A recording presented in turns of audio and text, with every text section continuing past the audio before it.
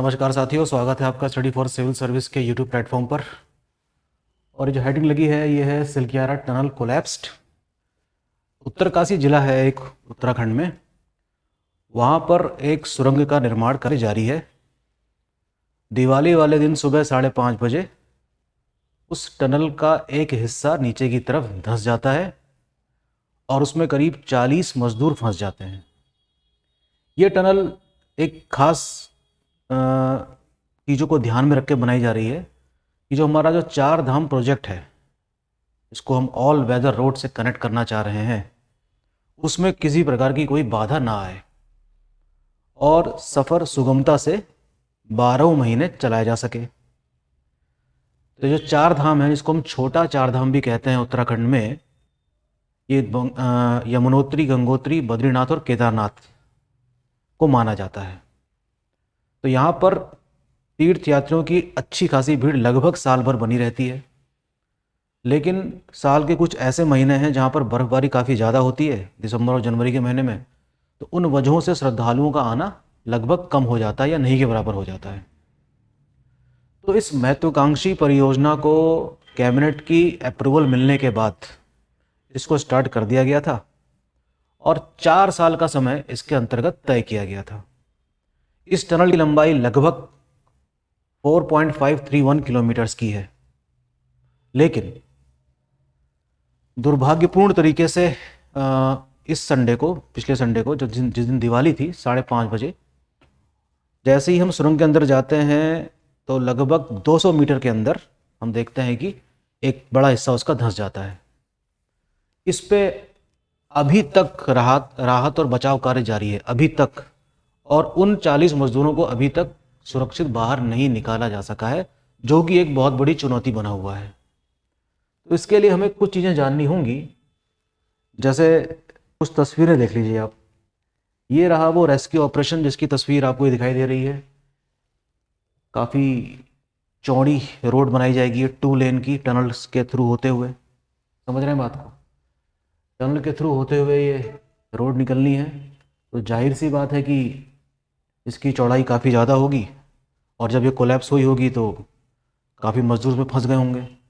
इस प्रकार के कोलैप्स में हम देखते हैं कि सबसे पहले शॉर्टेज होती है ऑक्सीजन की, और किसी प्रकार से ऑक्सीजन की सप्लाई अंदर तक पहुंचाई जाए जिससे कि मजदूरों को जिंदा रखा जा सके। ये रेस्क्यू ऑपरेशन युद्ध स्तर पर चलाया जा रहा है और अभी तक हम देख रहे हैं कि कई सारी दिक्कतों का सामना करना पड़ रहा है। ऑगर मशीन के जरिए इसमें खुदाई की जाती है और उसके अंदर पहुंचने का प्रयास किया जाता है।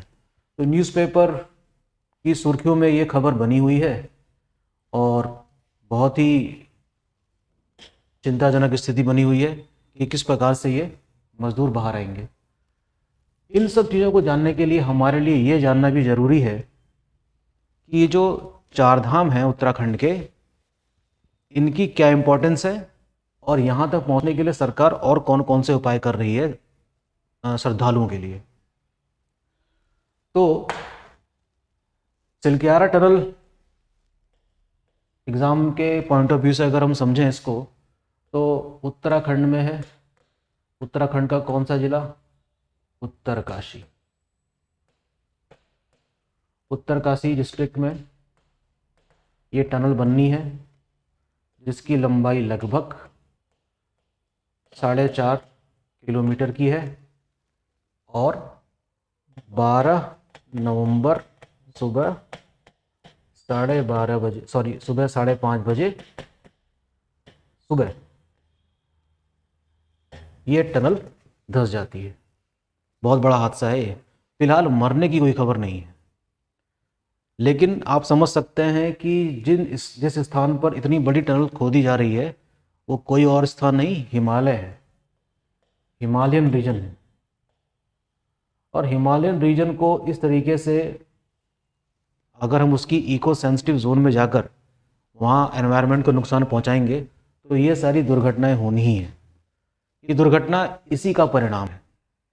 ठीक है, तो आप समझ सकते हैं कि हमारा जो हिमालय है वो कितना फ्रेजाइल इकोसिस्टम है और इसके लिए हमें कोशिश ये करनी चाहिए कि हिमालय जिस स्थिति में है उसको वैसे ही रहने दिया जाए। इतने बड़े बड़े मेगा मेगा प्रोजेक्ट स्टार्ट करने की आवश्यकता नहीं है, नहीं तो इसकी कीमत हमें ही चुकानी पड़ेगी। ठीक है, तो ये कह सकते हैं कि प्रकृति के साथ बहुत बड़ा छेड़छाड़ है ये। मान ली बात कि श्रद्धालुओं को इससे धक्का पहुंचेगा कि उनके लिए रास्ता रोका जा रहा है, लेकिन सरकार इन चीज़ों को बढ़ावा दे रही है और हिमालय वाले क्षेत्र में इतने बड़े बड़े प्रोजेक्ट्स को ला रही है। इन्हीं प्रोजेक्ट्स को ध्यान में रखते हुए हिमालय रीजन में रेलवे प्रोजेक्ट की भी शुरुआत की जा चुकी है, जिसको हम कहते हैं चार धाम रेलवे। तो इसको देखिए, चार धाम रेलवे आप समझ सकते हैं।